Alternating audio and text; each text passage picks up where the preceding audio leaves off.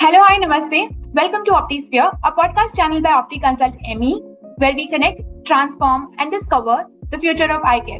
Today, we have with us Ms. Ukti widely known as the Nerdy Optometrist. From her journey in clinical practice and academia in India to working with tele-optometry in the United States and building a strong voice through a podcast, she truly represents the evolving pace of modern eye care. So let's dive right in. Hello, Ukti. Welcome to OptiSphere. Thank you so much, Neha, and thank you so much, OptiConsultME, for this opportunity. I'm really excited to be here on the other side of the podcast. You to start with, what inspired the name Nerdy Optometrist? And what does it represent for you today? So I actually have a story behind it. So when I was thinking of doing a podcast and thinking of the name, I think name is the most difficult part. And like everyone else, I think I had a couple other options. And I think I would give this credit to my husband because he was listening to another podcast called Mad Feinstein. It was like an Einstein for finance. And that name really stuck with me. And I was playing with multiple options on how it would stick with optometry. So like you could start with like Mad Optometrist, and I'm like, that is not at all fun. But I like the concept of, going in that direction of like, someone who is passionate about optometry, someone who is crazy about everything eye care. So we tried a couple of options, and I think Nerdy really stuck with me because it was fun. It can go both ways. It could be something that's very serious, but it could also be a funny angle to it. And I think that basically suits my personality a little more than the other options I had. So that's how Nerdy Optometrist name came into play. What it means for me today, I think it was always been my baby and my passion project. It still is the same, but I would say the way it represents today is when I started, it was mainly like just me trying to explore and kind of try to understand what this space is.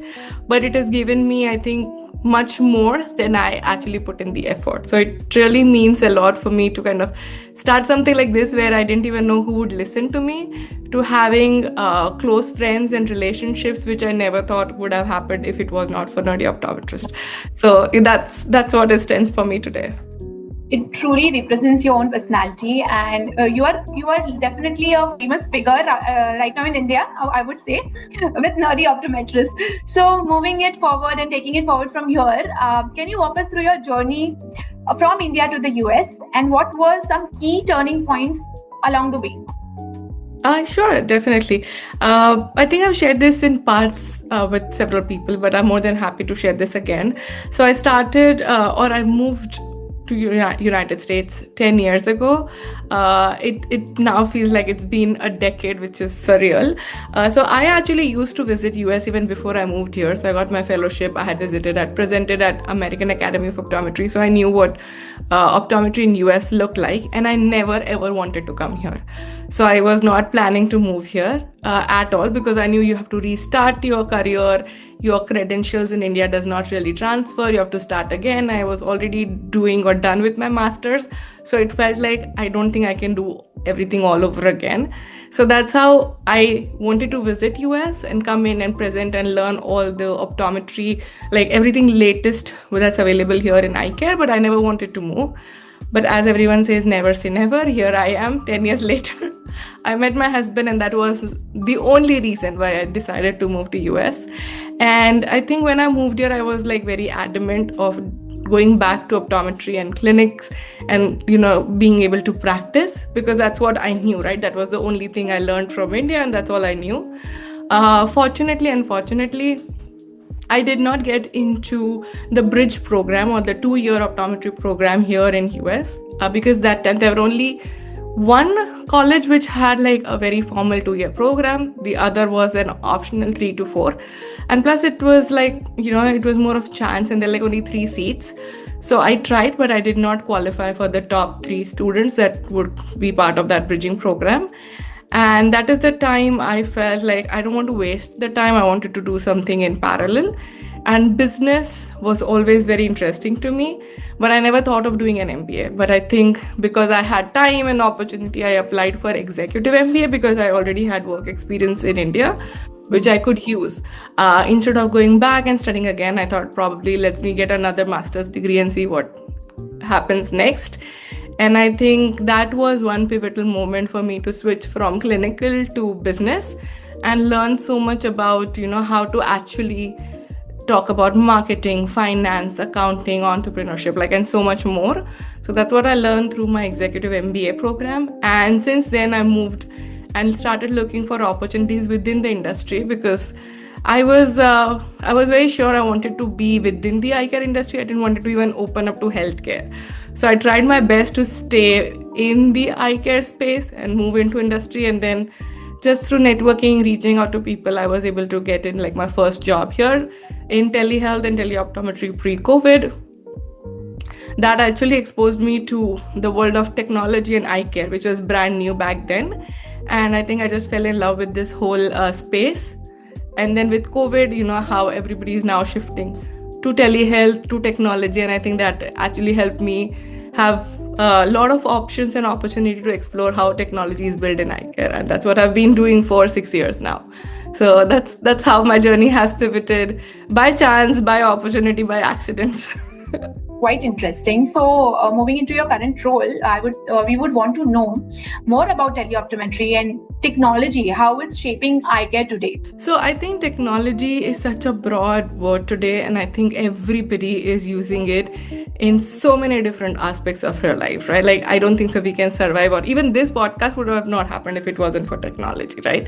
We are also surrounded with technology right, left, and center, along with AI becoming the favorite topic of every conversation.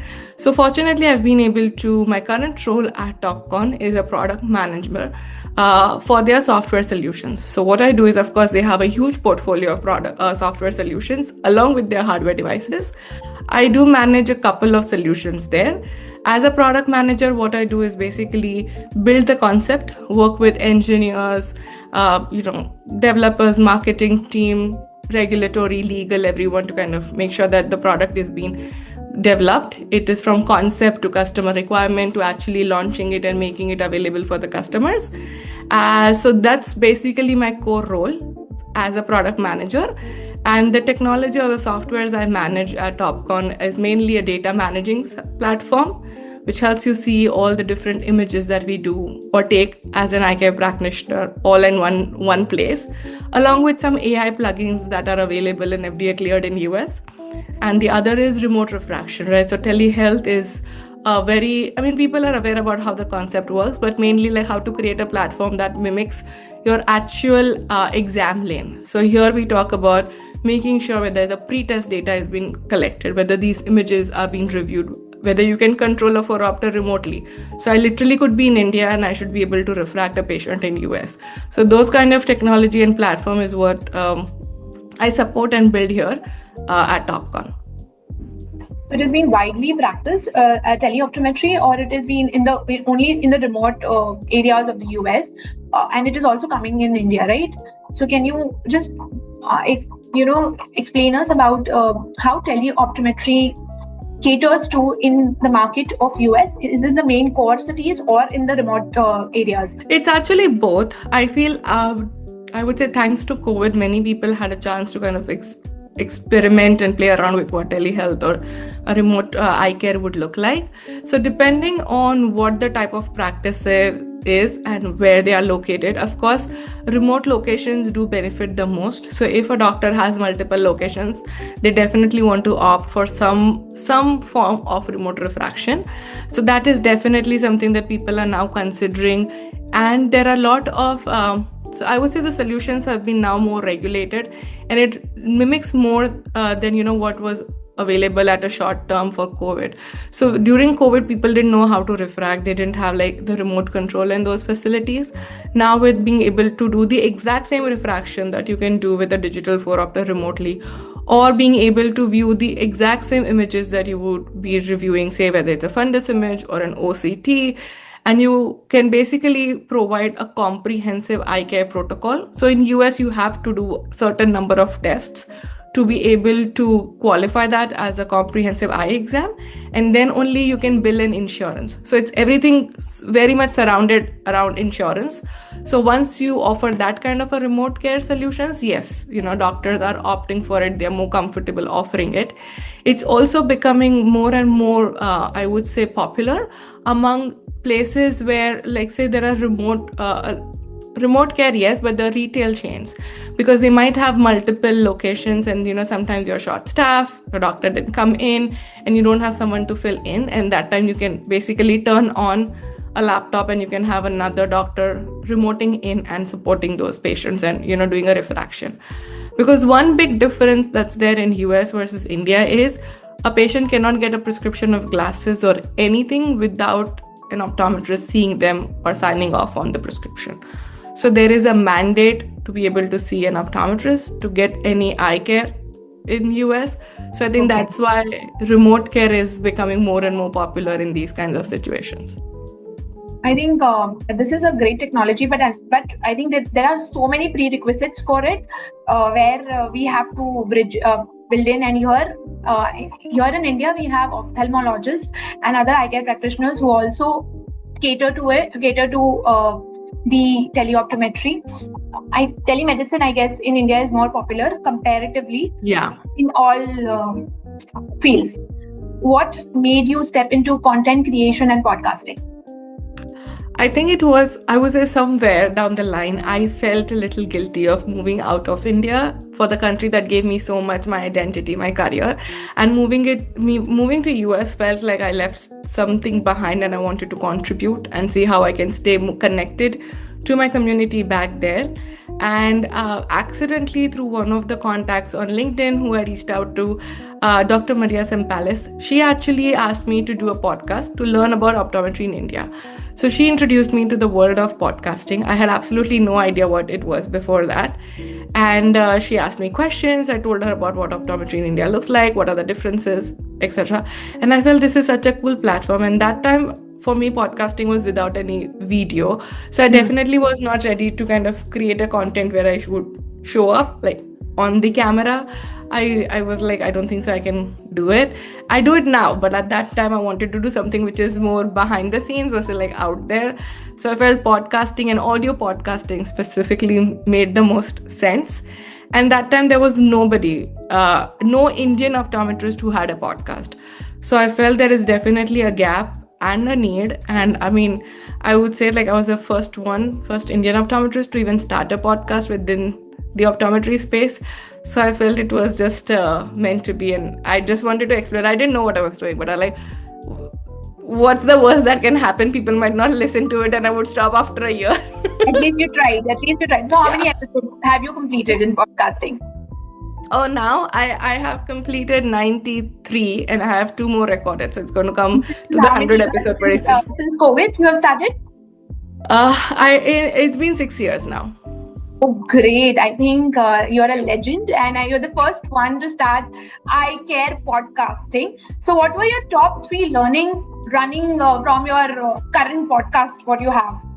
From these 6 years? I can do another episode just talking about learnings, because to be honest, I've learned so much from all my guests and all my speakers. I feel it is my learning is one, it helped me be a little uncomfortable multiple times. So I got a little comfortable being uncomfortable because I would reach out to random people. I was okay to listen to no if they were not available or if they had some conflicts and they could not commit to. So it made me go out and reach out and talk to people who I never knew. So I think that is one learning, that it's okay to be uncomfortable and experiment. Yeah. The other learning from the podcast is because I started off just, as an experiment and a pet project, I definitely didn't have a huge budget. So I learned everything from recording to editing to publishing. And I didn't even have AI at that point. So writing every script and stuff. So I think I learned how to that side of the business, or like how to do marketing and how to publish. Those skills I definitely didn't have any. Did your MBA help you in this?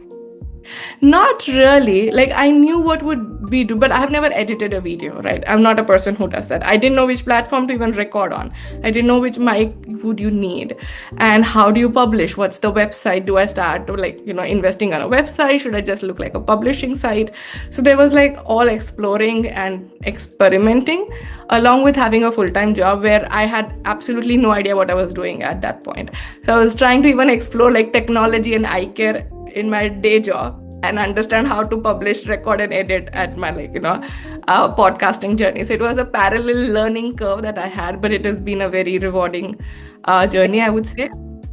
And the third thing that I think I've learned from all these episodes and the podcasts that I've done so far is when you talk to people, you realize the journeys, the struggles are very similar and yet very unique. So there's always so much to learn. And then when times when you feel like, oh my God, I just can't do it, it's too much, I'm exhausted, and you talk to someone who might appear like they've got all together, but they would also say like, hey, we've had our bad days. We're all in the same boat. So I think those kind of reassurances, those kind of conversations stays with me in every chat I have with like so many different people across all the episodes that take from everyone, right? I agree with you.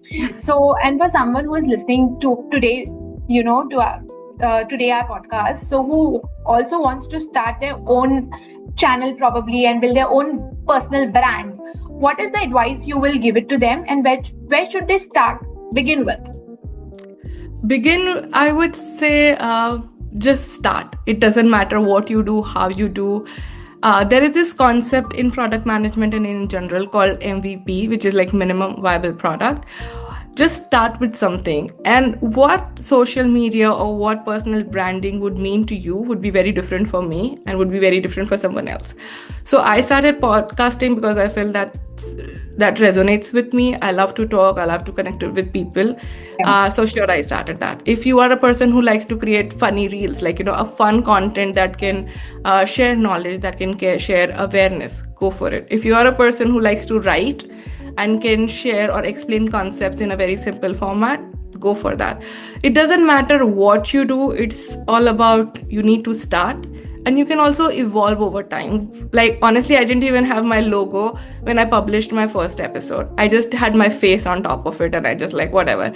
I don't know what my logo would look like. I was scribbling. I didn't even know how to design one. But I didn't want to delay publishing a podcast because I don't have a logo. And I think after the third episode, I actually had this logo that was being designed by a fellow optometrist. So it is like all in-house, like reaching out to friends and like, hey, I'm doing something. Can you create something for me? So it didn't matter. It wasn't perfect. My first episode, when I listened to it, I cringed. It was like awful. I felt like I was just reading some random script. It was not at all organic. It was very mechanical and robotic. Yeah, but that's fine. But it's funny. It's like, now when I look at it, I'm like, oh my God, people still listen to this episode. I was so bad. So it's okay, is what I would say for anyone who's trying to, build a brand, start anything on social media, please do it. And I know sometimes it might feel that there is so much content out there. Who will listen to me? Who will watch me? Agree. But There's there are so much of doubts going on, and we are looking for perfect moment, but that perfect moment never comes. Oh yeah, there is no perfect moment. Everything is evolving. Even today, I feel Nerdy Optometrist can do so much better. I am learning, I am evolving. I don't feel I'm anywhere close to where I want to be. But the other thing is, you might feel that there's already so much content who is going to listen to me. But if you are the only one who is constantly consuming like eye care related content, right? Because you are within the industry, your algorithm is all around eye care. But if you look at common person or someone within another country or a continent, they might not have those contents. There is always a need, and especially in eye care, there are like very, very, at least in US, I know there are like 50 podcasts that are available across the country. And that number is really low. And only I would say 30 out of them do post some content regularly. Many people will start and they'd kind of die out in a couple of months or a year. So there is the key with anything that you want to do, whether it's personal branding or social media, is consistency and showing up. So you might feel there's a lot, but trust me, there's a lot more space to kind of explore and grow and put your content out there. Somebody, and here I have a query that somebody doesn't want to come on the as a face on the camera. They still are interested, as you rightly said that initially you were behind the cameras, but there are people who want to do in this field, who are content developers, and they might not want to come on camera but want to do something, start with. So what is the advice you will give it to them, where they can join the team, or some channels? You have any examples for them? Yes, of course. So, of course, it is not required to be on the camera. Honestly, if you're not comfortable, please don't do it. Because if you force yourself to do it, you will not be sustainable. So, you might be able to push yourself for maybe a couple of months, but trust me, it will get too much and you will stop. So, rather, don't go that route. You can start with writing articles. You can start with writing blogs. You can start with writing some posts. Your personal branding could be as simple as commenting or replying to people who are creating content. So say if I write an article, if you reply to me and if you're consistently replying to what content I'm creating, I will know that there is someone named Neha, right? So that's also a form of engagement. That's also a form of networking. There's also a form of relationship building. If you are into research, right? If you're a hardcore researcher, try to come up with like say 3 top learnings from your research and just create a post out of it. You literally today you can just put that prompt or those 3 learnings in ChatGPT. It will create an image for you. You don't even have to create one in Canva, but of course you can. But what I mean is it could be a written content, it could be an audio content, it could be a video content. It could be with some reviewing a product, right? You don't have to show your face. You can just review a product.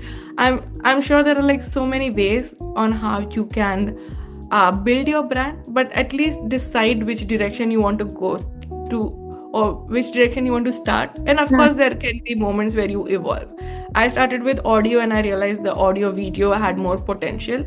So I switched to an audio video podcast. But that does not mean that just because you started a certain way, you can't do other things. So play around, see what you feel makes you feel most organic and authentic to yourself, because only then you can survive this space. Now coming to business perspective, because you are an MBA as well, and you must have also thought that yes, my passion is doing podcasting, but where does the money come from? If I'm doing a full time, suppose I want to take a full time content creation, podcasting as an eye care professional, how do you do that? Build your brand. That's where it all starts with. So to be honest, I would say like you need to decide if you have enough funds where you can dedicate your entire time and energy into content creation. Great, that's great. You can probably take a break from your full-time job, just focus on it. Everything runs on credibility, and you need to become a face or a brand yourself. So like nobody is going to pay you if you just say, hey, I want to do this, right? You have to show the work that you have done consistently over a year. So you might have to do something for free, at least for a year or two, till you have built your credibility in content creation, and then money will follow. And trust me, I have been there 100%, it will follow. The other thing is you have to also see in which direction and how do you want to get money. Do you want to get money from like writing articles, reviews, podcasting, sponsorships? Like you have to decide. And also you need to reach out to these brands and also understand and hear what the brands are looking for. So say if you want to make money out of say reviewing a product, but you don't have a clinic, like myself, I don't have a clinical practice, I can't do anything with a patient, right? So it all depends on what options you have, what opportunity you have, and how can you add value to people giving you money. Okay, so to deep dive, number of hours of watch time you need, or number of subscribers is like you should have certain number of subscribers and watching hours to get the sponsorship or to collab with brands. Are you talking about in the space of podcasting? Yes, podcasting, any in general. Yeah. So it's very, very subjective. Every content creation space is very unique and very different, I would say.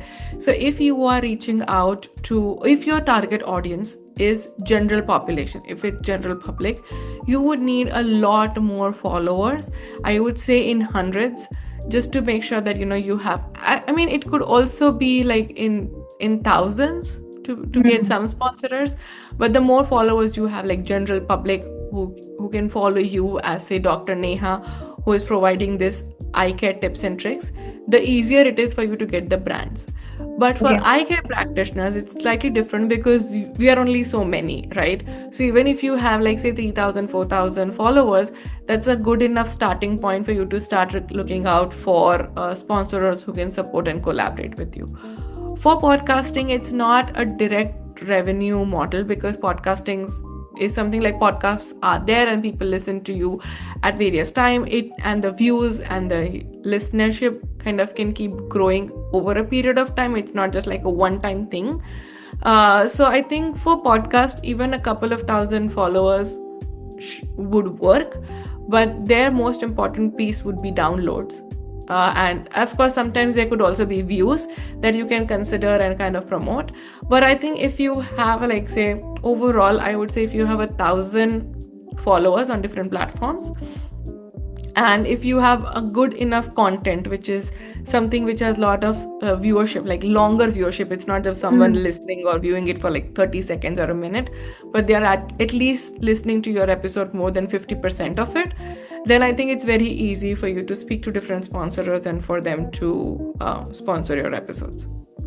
Oh, that's quite insightful. I would say being into an eye care field, number of viewership we should limit to like to start with 3,000 to 4,000 is also a good enough numbers. But yes, I would agree that we need more simpler content to reach out to more audiences. Right.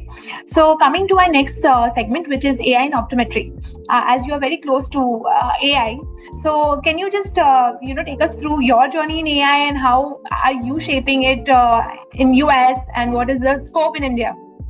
What do you feel? I think scope is global. It's nothing to do with India or US anymore. I think AI, I'm sure many of your listeners might be knowing AI much more than I do, to be honest, in some sense, because we are all exploring. It's evolving much faster than we can learn and we can adapt. So with that disclaimer in mind, I'm also learning as all the listeners are. So there are different segments of AI in optometry and AI in my day-to-day, how I'm using AI, right? So of course, one basic segment is like you use AI, whether it's Claude, whether it's ChatGPT, whether it's Gemini, like Copilot, whatever LLM model you're using, is to kind of brainstorm, correct your content, have those conversations, build like images or tables or slides, whatever that content creation is, depending on the prompt you give and the response you get. So that's something that I'm sure everybody is using all the time, and I use that very heavily.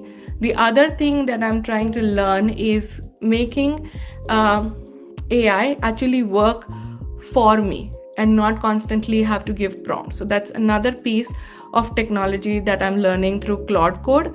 And of course, I'm using different courses. I'm using my husband's help, who is an engineer, to kind of understand on how to kind of work or talk on a terminal which is technically being used by engineers to build, but now you with Claude or even with Copilot and ChatGPT, you can actually talk in a simple language, and Claude Code or those kind of terminals can actually create documents, can create, they are actually connected to your Google Drive.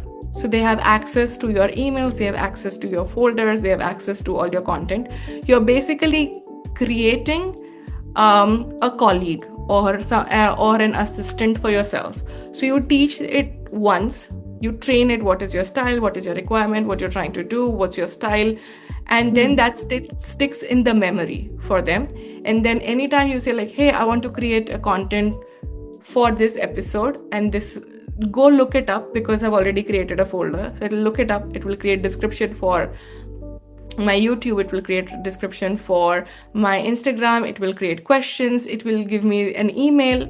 So everything will be auto-generated. I just have to tell like, this is what I want to do. It will create everything. There is an option for it to auto-publish as well. I'm not there yet. I'm not comfortable doing it. So I restrict, like I have to review everything before I hit publish, and it can publish on my behalf or like send an email on my behalf. So those are the things that I'm learning on like the coding on the backend side to automate my work and create an agent or a skill that works as a co-worker or hiring an assistant. So that's one piece that I'm learning and exploring, and I would highly recommend everyone to do it because it's overwhelming, but it's fascinating to see what it can do. Literally, I talk to an agent, I give prompts. It will not only collect all the information, it will ask me what changes it wants and will automatically update the document, and it is saved in the folder without me even opening the folder once. So I just have to talk on a chat and everything is updated, formatted. It's in like a Word document, PDF, whatever style I want. So that's what I'm learning today on how to make my daily life easier. The other side is AI and eye care, right? So there's so much that's happening in this space. So I work closely with a lot of startups in kind of vetting and understanding what different AI agents are coming in within this space. So of course, for diabetic retinopathy screening, we are all aware that's been there for a while. From Google to many small startups, everybody are looking into it. But there's a lot more that's happening on the healthcare side. So we all know that a retinal scan can provide biomarkers, not just about eye diseases, but your general health. So there's a lot of AI being built around that space, which can talk about mental health, which can talk about your cardiovascular health, it can talk about your kidney, it can talk about your biological age versus your chronological age. What I mean is, like, I could be 35, but when you look at my biomarkers or like health of my blood vessels, I could be 38. So I'm like 3 years older than my age. So I really need to work on my lifestyle. Or I could be 34, which means whatever I'm doing is great. I can continue and I need to kind of make my lifestyle healthier. And that can help with like other diseases that can happen. So eye care or like AI in US is becoming more healthcare centric versus just eye care centric with the use of AI. That's, I think, futuristic, I would say. I would say it's not actually futuristic. It's already available today. So it's probably not available in India, but it is available in US. It is in bits and parts, but we are not totally utilizing it, I would say. Yeah. And with you working with an AI agent and working like, somebody work. I'm struggling, but I'm learning. To move brains together instead of hiring somebody and paying them and making them, shift working. Here you can use this person 24/7. So that's amazing. That's the goal. But I would say it is a difficult learning curve. But I feel once it is set up, I have seen it becoming very easy. Like things that I've already set up are very easy for me. Things I'm setting up is a struggle because I don't know, I get stuck, I don't understand that language, so I have to Google a lot more. But I'm sure there will be a lot of people in the audience who are more tech savvy than I am. So is it self-learning what you're doing, or you're taking some course support, you're doing some courses which you can share it with our audience? No, I'm just doing some self-learning. Of course, I have my husband who's an engineer, so he can help me when I'm stuck. But I'm honestly just using like random videos on YouTube. I'm actually asking Claude and ChatGPT to give me like course links to help me understand which courses I need to do and learn from. And I'm just watching and experimenting, because I think courses are very generic. It's very hard to kind of put it in your particular use case. Like for what you would be using an AI would be very different than what I'm using. So I want to just learn the tools and the tips. Instead of doing a course, I'm more into like experimenting, understanding where I'm getting stuck and how to decode it, versus just taking a course and then feeling like, oh, it's not relevant to me. Having said that, I have taken a Stanford certification course about healthcare and AI, but that's mainly understanding, and it is a course that I took on Coursera. I am more than happy to share the details for the listeners. It's already also available on my LinkedIn if someone wants to check out, or they can reach out to me. But it talks about like, what is data? How is the healthcare data? How is the healthcare system work? How is our data so fragmented, and how can you kind of make it more organized and make more sense with it now that we have so many AI tools? So it's all about how does the healthcare system work overall, and how can AI solve the problems that we might be seeing in our healthcare systems. But again, that is more healthcare specific. It's not eye care related course. but I am learning healthcare AI courses, which I can probably translate and relate to and see how it can help in AI specific use cases. For eye care, right? Great. So finally, I would want you to share some tips to young optometrists. So if they are trying to grow, find their way out, what is your go-to advice for them? My go-to advice first is reach out to people, talk to people, attend conferences, attend trade shows, and have your LinkedIn profile. It's mandatory, it's not optional. You need to have a LinkedIn profile, you need to start networking. Eye care community, I feel, or healthcare in general, is pretty small. At the same time, it is extremely helpful. So I would say the key thing for you to learn whatever you want to do is to start with networking and talking to people. That also helps you save time in kind of sometimes, doing some research, because I can tell you, go to these 3 applications, you don't have to even search, so you can learn from different experiences. So I think my number one tip for anyone listening, especially the younger optometrist, is go out there, talk to people, learn from people who have those experiences, and also share your experiences so they can learn as well. Great. So top 3 books you recommend to read, or top 3 podcasts you want people to see? Oh my God. That's do you read? I think I actually am more of a visual learner, so I love podcasts more, to be honest, than books. I think I learn more through podcast, and it's part of something that I'm very passionate about. So I would say there is a podcast called Acquired.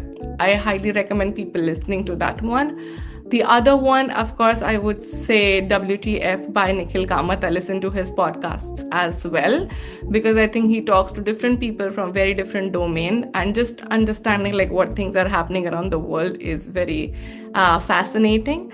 And within eye care, I do follow and listen to Defocus Media. I think they're doing a great job on bringing different eye care related content. So I think those are like 3 broad a podcast category I listen to. And a bonus, I love this show called Only Murders in the Building. I don't know if people have watched it, but I highly recommend people watching it, because it is a murder mystery show which is kind of presented on podcasting. So there are a group of people who are actually podcasting, and they solve a murder mystery while doing a podcast. So that's my favorite show, because it kind of combines 2 of my favorite things, murder mysteries and podcasting. So just something else that I would like to throw in for people who are interested in it. I think I am going to go and binge watch that. Okay. So thank you for a lovely conversation. Thank you. Okay. Definitely going to watch it. I think I will recommend the audience to also go and see. I think we are coming towards the end of our podcasting, and we had a lovely conversation with Ms. Ukti Shah. With her experiences, her journey, so inspiring. And I would say she kept experimenting, she kept exploring, and with experimenting and exploration, and also not sticking to one particular style of working, right? Because it's not strategic, it's haywire, and still it is messy, but it is too what we say, it's too inspiring, and it is taking her to next reaching her to next levels and goals, where we are getting inspired as an audience, as an host as well. So thank you, Ukti, for sharing all your experiences with our audience, with us. We would want to know more from you, and in upcoming episodes, towards the end, if you have any message to give it to our audience who are viewing, optometrists, non-optometrists, all eye care professionals, and to our general audience as well. So over to you for the final message. My final message would be, like, trust me, we are all figuring it out. We don't know what we are doing, as Neha rightly mentioned. It might look messy, it might look experimental, but it's okay. Please try and fail, because even if you fail, you will have a great story to share and laugh with your friends. So it's totally worth it. So just go for it, whatever your passion is, whatever your passion project is, please go ahead and do it. It will definitely be worth it. Yes, it will definitely be worth it. And thank you all for connecting to OptiSphere, where we connect, discover, and tune in for more such episodes. We are coming back with Ukti after a few episodes for sure for her. Thank you. journey, we have understood her journey. So we will take her through her podcasting and how does that setup work. So I think practical learning will be there. So thank you for watching us. Bye-bye, guys. Take care.